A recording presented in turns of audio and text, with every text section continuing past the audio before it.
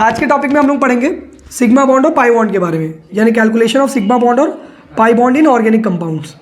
ठीक है, तो अब इसका एक बात को ध्यान रखना, देखो क्या होता है ना, किसी भी एटम के बीच में, जैसे दो एटम कंसिडर करता हूँ मैं यहाँ पर ए और बी, ये दो एटम्स को मिलाकर मेरे को मॉलिक्यूल बनाना है। तो इस दो एटम को मिलाकर मॉलिक्यूल बनाने के लिए कम से कम कितने बॉन्ड लगेंगे? एक। तो वो जो एक बॉन्ड रहेगा ये क्या रहेगा? कंपलसरी बॉन्ड रहेगा, और इसी को बोलते हैं अपन सिग्मा बॉन्ड। सिग्मा को रिप्रेजेंट करते हैं आधा ना से, हिंदी का। ठीक है, और ये तो अपना पाई बॉन्ड है। पाई तो पता ही है तुमको, ये पाई वाला पाई, बस। ठीक है, तो क्या होता है ना, किसी भी दो एटम्स के बीच में बनने वाला सबसे पहला बॉन्ड और कंपलसरी बॉन्ड क्या कहलाता है? Sigma bond. अगर इन्हीं दो एटम्स के बीच में एक और बॉन्ड बन जाए तो ये बताओ मेरे को, क्या इस मॉलिक्यूल को आपस में पास रखने के लिए ये दूसरे बॉन्ड की जरूरत थी? नहीं, वो एक बॉन्ड से भी पास में थे, मॉलिक्यूल तो बन गए थे ना, दूसरे बॉन्ड की जरूरत पड़ा क्या? नहीं, लेकिन फिर भी बना दिया गया, इसलिए इसको नॉन कंपलसरी बॉन्ड बोलते हैं। ठीक है, वो कंपलसरी नहीं है बट बन गया, अच्छी बात है। और ऐसे बॉन्ड्स को इंडिकेट किया जाता है पाई से, यानी वो होता है पाई बॉन्ड। तो सिंपल भाषा में किसी भी दो एटम्स के बीच में बनने वाला सबसे पहला बॉन्ड सिग्मा बॉन्ड कहलाता है। इसके अलावा जितने भी बॉन्ड बनेंगे वो सब क्या कहलाएंगे? पाई बॉन्ड कहलाएंगे। क्लियर हो गया? तो अब तुमको ये पता चल गया सिग्मा बॉन्ड और पाई बॉन्ड क्या होता है। अब उसका कैलकुलेशन देखते हैं। जैसे कि एग्जांपल मैं लेता हूँ यहाँ पर, ये CH3 CH double bond CH2। ठीक है, अब इसमें तुमको काउंट करना है कितने सिग्मा है कितने पाई है। तो एक बात समझना, पहले ये एक एटम है, इस एटम कार्बन एटम के इस हाइड्रोजन एटम के साथ ये पहला बॉन्ड है, तो सिग्मा बॉन्ड। अब इसके साथ पहला है कि दूसरा है? लेकिन यहां पर तो एक पहला बन चुका है ना, तो बेटा ये आइटम अलग था ना, ये दूसरा हाइड्रोजन था, ये दूसरा हाइड्रोजन है, तो सेम होना से कोई फर्क नहीं पड़ता। फर्क इस चीज से पड़ता है कि क्या उस पर्टिकुलर आइटम से वो बॉन्ड बनाया है, तो नहीं। तो ये भी सिग्मा बॉन्ड, ये भी सिग्मा, ये भी सिग्मा, ये भी सिग्मा। अब देखो ये कार्बन और ये कार्बन के बीच में पहला बॉन्ड, बट अब दूसरा बॉन्ड भी तो है एक्स्ट्रा, तो वो हुआ पाई बॉन्ड। फिर ये बॉन्ड भी सिग्मा, ये वाला बॉन्ड भी सिग्मा। तो टोटल कितने सिग्मा हुए काउंट करो तो? 1 2 3 4 5 6 7 8। ठीक है, तो कितने सिग्मा हुए? 8 सिग्मा। पाई कितने हुए? 1 पाई। था इजी, आसान था। ठीक है, चलो काउंट करते तो। अब तुम लोग बना के बताना मेरे को। इजी वाला दे रहा हूँ पहले, फिर थोड़ा टफ करेंगे। ठीक है,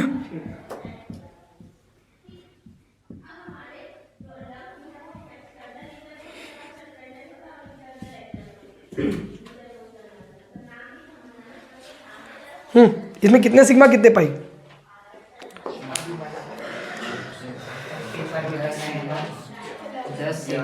10 सिग्मा 11 सिग्मा। कंफर्म करो कितने हो रहे हैं पहले? 3 4 5 6 7 8 9 10 11 सिग्मा। वेरी गुड, 11 सिग्मा आ रहे हैं यहाँ पर, और 3 पाई आ रहे हैं। चेक करते कैसे? सिग्मा सिग्मा सिग्मा सिग्मा, 4 तो यहीं पर हो गए, 1 सिग्मा 2 सिग्मा 5 6 7 8 9 10 11 सिग्मा हो गए। 1 पाई, ये 2 पाई और ये 3 पाई। था इजी, काफ़ी ज़्यादा इजी था आई थिंक। चलो तो एक और लेते हैं अब इसको। अब इसको मैं थोड़ा कर रहा हूँ कंडेंस, हल्का सा, पूरा नहीं।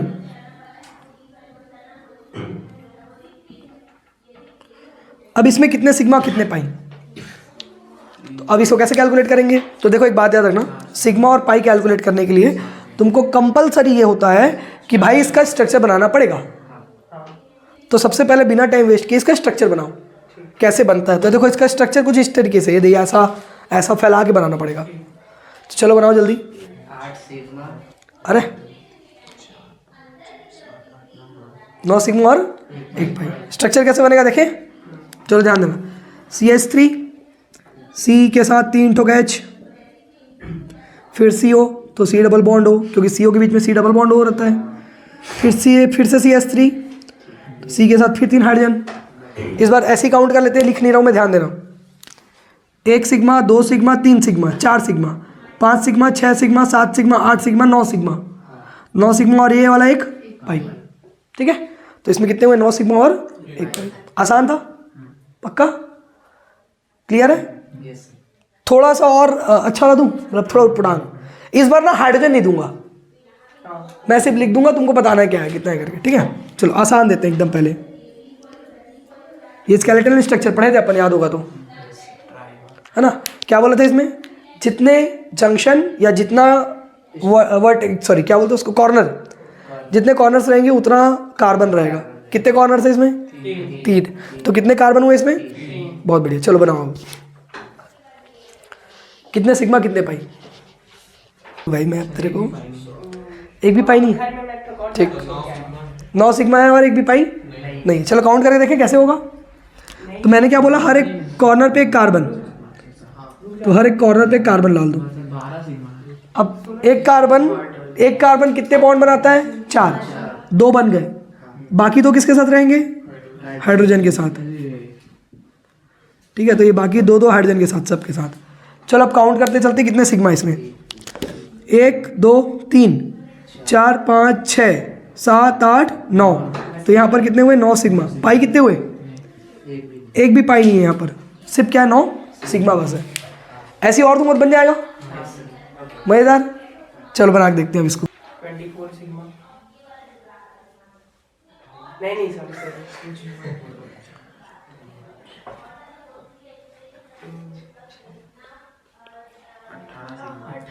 बहुत बढ़िया, 18 सिग्मा। और पाई कितने, एक भी पाई नहीं है, बहुत बढ़िया।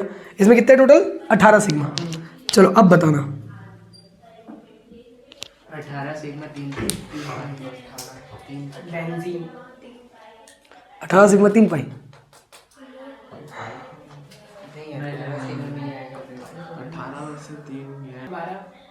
कार्बन देखो वहाँ पर जितने हाइड्रोजन होंगे उतने ही, तो जितने हाइड्रोजन होंगे उतने ही, कितने हाइड्रोजन है वहाँ पर, हाँ तो 12 ही छोड़ दो। नहीं कितने हाइड्रोजन है वहाँ पर, कितने हाइड्रोजन, 2 4 6 7 8 9 10 11 12 12 हाइड्रोजन है वहाँ पर। हाँ है, इधर बना चल। वो दिख नहीं रहे लेकिन है। अरे दिख नहीं रहा तो बनाना, तू दिखा मेरे को, चला। अच्छा नहीं दिख रहा इसमें, तू अच्छा नहीं दिख रहा लेकिन इसको दिखाना अच्छे से, चला। मैं नर्वस है। 12 हाइड्रोजन तो नहीं है वहाँ पर, इतना तो कन्फर्म है। 12 नहीं है, एक कार्बन कितने बॉन्ड बनाता है, 12 सिग्मा जरूर है लेकिन 12 हाइड्रोजन नहीं है, एक एक हाइड्रोजन रहेगा। बहुत बढ़िया। देखो मैंने बोला हर एक पॉइंट पे एक कार्बन, तो एक कार्बन 4 बॉन्ड बनाता है, 3 ऑलरेडी बना लिया, तो कितने बचे, सबके पास एक एक ही बचेंगे, सारे के पास। तो कितने हाइड्रोजन हुए टोटल, कितने हुए, हाँ कितना बोल रहा था, 12। तो देखो ये 1 सिग्मा 2 सिग्मा 3 सिग्मा 4 सिग्मा 5 और ये 6 सिग्मा, 7 8 9 10 11 12। तो टोटल कितने सिग्मा हुए, 12। अब पाई कितने हुए, 3 पाई। क्लियर हो गया ये पॉइंट। अब सिग्मा और पाई कैलकुलेट करने में मेरे हिसाब से कोई दिक्कत नहीं जानी चाहिए तुम लोगों को कभी भी, है ना। तो इतने पे तुम लोग सिग्मा और पाई कैलकुलेशन सीख गए। अब इसको मिटा दूँ, ठीक है। अब इसके बाद वाला पॉइंट को देखते हैं अपन, ठीक है। देखो अब इसके बाद वाला क्या पॉइंट है, इसके बाद हम लोग को याद है लास्ट क्लास में हाइब्रिडाइजेशन पढ़े थे, तो हाइब्रिडाइजेशन में बहुत लंबा मेथड था। अब अपन पढ़ेंगे शॉर्टकट। तो कैसे, तो देखो कोई भी एक कार्बन कंटेंट अगर एक भी पाई बॉन्ड नहीं बनाता, एक भी पाई बॉन्ड नहीं बनाता, यानी चारों की सिंगल बॉन्ड है उसके, तो उसका हाइब्रिडाइजेशन होता है sp3, ठीक है। तब उसका हाइब्रिडाइजेशन क्या होता है, sp3। लेकिन अगर कोई कार्बन है जो एक पाई बॉन्ड बना रहा है, एक पाई यानी डबल बॉन्ड बना रहा है एक जगह और बाकी 2 जगह सिंगल बॉन्ड, क्योंकि एक कार्बन टोटल 4 बॉन्ड बनाएगा, तब उसका हाइब्रिडाइजेशन हो जाता है sp2, ठीक है। और अगर कोई कार्बन 2 पाई बॉन्ड बना रहा है, 2 पाई बॉन्ड यानी एक जगह पे ट्रिपल बॉन्ड बना सकता है, या फिर कार्बन दोनों साइड डबल बॉन्ड बना सकता है। दोनों ही केस में कार्बन के पास 2 पाई बॉन्ड है, ठीक है। दोनों ही केस में कार्बन के पास क्या है, 2 पाई बॉन्ड। इस केस में इसका हाइब्रिडाइजेशन हो जाता है sp। क्लियर है। चलो अब मैं तुमको पॉइंट दे रहा हूँ, तुम मेरे को बताना कि कार्बन का क्या हाइब्रिडाइजेशन है, कौन से वाले का।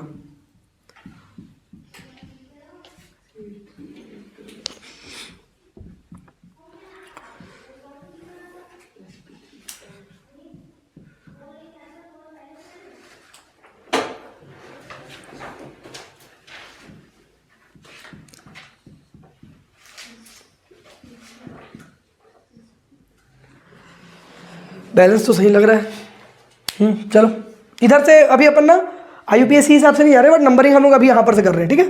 तो ये लाइन से नंबरिंग है इधर, तो यहाँ से स्टार्ट करते हैं। ये कार्बन का कौन सा हाइब्रिडाइजेशन है, तो तुमको सिर्फ ये चेक करना है कि क्या ये कार्बन कहीं पर कितने पाई बॉन्ड बनाया है।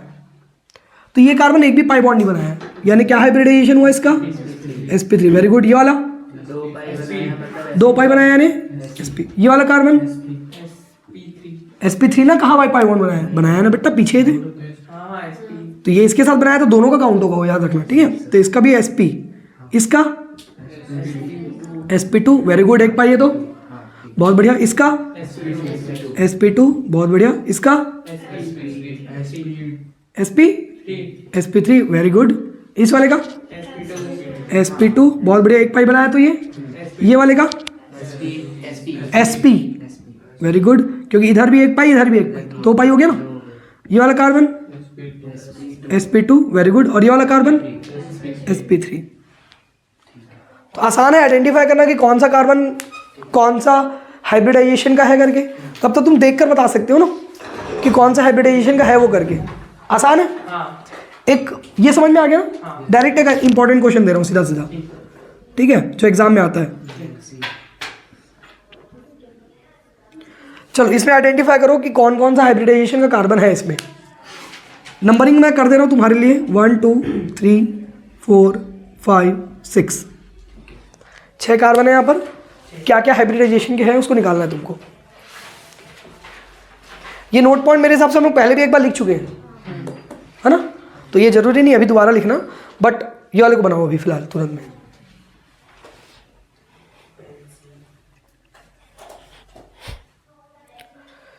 यहाँ से ट्रिक पॉइंट ये है, हाइब्रिडाइजेशन चेक करना है, सीधा सीधा पाई बॉन्ड चेक करो, कितने पाई हैं उस हिसाब से हाइब्रिडाइजेशन बन जाएगा उसका डायरेक्ट कार्बन का। देखो बेंजीन में 6 कार्बन है, ये इसको बेंजीन बोलते हैं, ठीक है, मैं बताना भूल गया था। इसका नाम बेंजीन है, कॉमन नेम है बेंजीन। सबसे पहले इसको कहाँ से निकाले थे पता है? केमिस्ट्री से, डामर से हो, ठीक है। तो वहाँ से इसको निकाले थे, फिलहाल उसको छोड़ो, अभी ध्यान दो। तो बेंजीन में 6 कार्बन है और हर एक कार्बन का हाइब्रिडाइजेशन क्या होता है, sp2। कैसे? तो हर एक कार्बन एक पाई बॉन्ड बना रहा है। ये वाला कार्बन एक पाई बॉन्ड बना रहा है, ये वाला कार्बन भी इसके साथ एक पाई, ये वाला कार्बन इधर एक पाई, तो ये वाला कार्बन इधर एक पाई, वैसे ये वाला कार्बन इधर एक पाई, ये वाला कार्बन इधर एक पाई। तो हर एक कार्बन एक एक पाई बॉन्ड बना रहा है, यानी हर एक 6 कार्बन जो एटम जो प्रेजेंट होते हैं बेंजीन में, सबका हाइब्रिडाइजेशन क्या होता है, sp2। क्लियर है? ये एग्जाम में क्वेश्चन आ चुका है, ठीक है। अब अगर मैं होता तो इस क्वेश्चन को थोड़ा सा और कॉम्प्लिकेट करता। मैं ये पूछता कि बेंजीन रिंग में जो कार्बन है उसका s परसेंटेज कैरेक्टर, मतलब परसेंटेज ऑफ s कैरेक्टर कितना है, s कैरेक्टर का परसेंटेज कितना है। वेरी गुड, 33.33 इंडिविजुअल का, हर एक का 33.33। अभी निकला कैसे? तो इसको पहले भी एक बार पढ़ाया था, याद होगा तो। देखो s कैरेक्टर परसेंटेज, ठीक है, कैसे निकलता है? हर एक का टोटल परसेंटेज कितना होता है, 100। यहाँ पर कितने ऑर्बिटल इन्वॉल्व हो रहे हैं, एक s और 3 p, टोटल कितने हुए, 4। तो एक के हिस्से में कितना आएगा, 25% हो गया, इसलिए 25%। 3 का 100, तो एक का कितना हुआ, 33.33%। यहाँ पर एक s और एक p, टोटल कितने हुए, 2। तो 2 का 100, तो एक का कितना हुआ, 50%। तो ये परसेंटेज ऑफ s कैरेक्टर है अकॉर्डिंग टू दी हाइब्रिडाइजेशन। तो मैंने क्वेश्चन पूछा था कि बेंजीन में कार्बन का s कैरेक्टर परसेंटेज कितना है, तो कितना होता है, 33.33। अब कैसे होता समझ में आ गया? रट्टा मारने की जरूरत नहीं है तुमको, तुम इसका भी शॉर्टकट बता दिया कि कैसे निकालोगे। अब इससे ये कैसे निकलेगा ये भी बता दिया, तो तुमको कोई भी चीज़ को रट्टा मारने की कोई जरूरत नहीं है, ठीक है। सीधा सीधा तुम डायरेक्ट इसी को कर सकते हो। क्लियर हुआ पॉइंट? आया समझ में, नहीं आया? क्लियर है, ठीक है। अब इस पे एक पॉइंट का खास ध्यान और रखना कि देखो जैसे जैसे s कैरेक्टर का परसेंटेज बढ़ेगा उस कंपाउंड का या उस कार्बन का एसिडिक नेचर बढ़ते जाता है, ठीक है। जैसे अगर मैं तुमसे क्वेश्चन पूछ दूं कि भाई ये एक कार्बन है, एक मॉलिक्यूल है मेरे पास इथाइन, एक है इथीन और एक है इथेन। तीनों में सबसे ज़्यादा एसिडिक कौन है तीनों कंपाउंड में से? तो ये सबसे ज़्यादा एसिडिक है, देन ये। अब ऐसा क्यों? क्योंकि इथाइन में जो कार्बन है उसके पास एस परसेंटेज कितना है? 50 का। इसके पास कितना है? 33.33 का। इसके पास 25 का। तो जैसे जैसे एस कैरेक्टर का परसेंटेज बढ़ते जा रहे हैं एसिडिक नेचर भी बढ़ते जा रहे हैं। यानी सबसे ज़्यादा एसिडिक ये हुआ, देन ये, एंड देन ये। क्लियर हुआ? ये सारे पॉइंट्स हम लोग ऑलरेडी एक बार लिख चुके हैं, है ना? तो इतने में कोई डाउट है क्या किसी को अभी? नहीं। पक्का?